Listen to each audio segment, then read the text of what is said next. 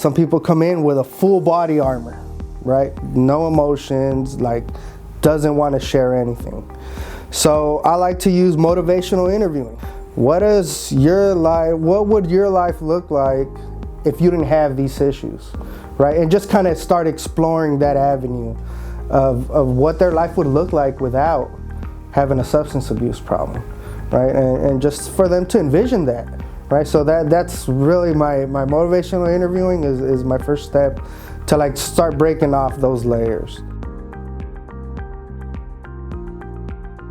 I attack the actual use, right? What does that look like? How long have you been using for? And I use that to build rapport with the client. And I just start exploring that, right? What are your values? Having to think about what is important in their life.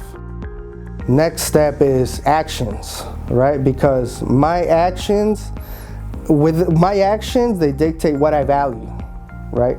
If I value quality time with my children, then my actions are gonna show that, right? If I value my recovery, my actions show that.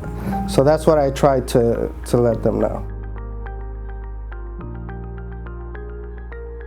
It has a lot to do with the process of surrendering, of really wanting to do something different, right? Everybody's rock bottom is different, and it's just a process, and it depends on the client. How much participation, right? How much are you willing to be open-minded and really take in the information that all the counselors are sharing, the sessions with therapists, and really work on those underlying issues. Some triggers cannot be avoided, right? We're gonna be triggered, and what I like to use this analogy, right? Like my craving and my urge, they're like clouds passing by, because it's time bound, right? I'm feeling this, and it's only gonna last a certain amount of time, right? My urge is like a cloud. It's gonna pass by, it might stay a little bit, but eventually it's gonna go away.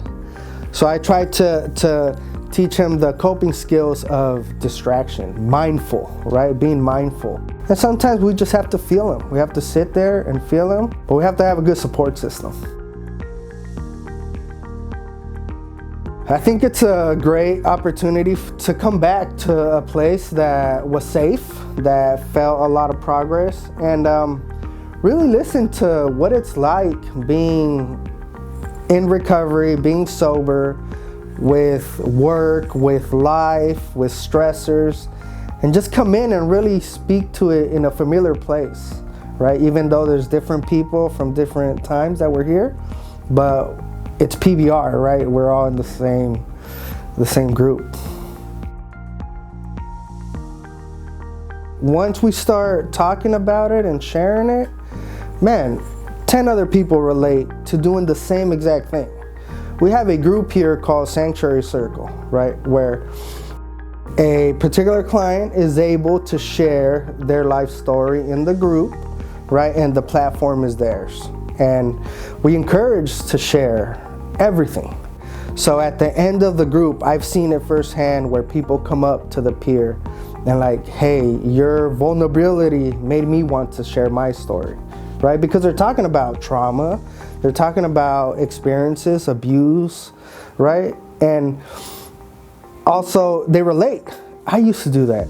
I used to hide it here. I used to have my hiding spots, right? So I think that group does that, right? It brings it out to like, hey, I did the same exact thing.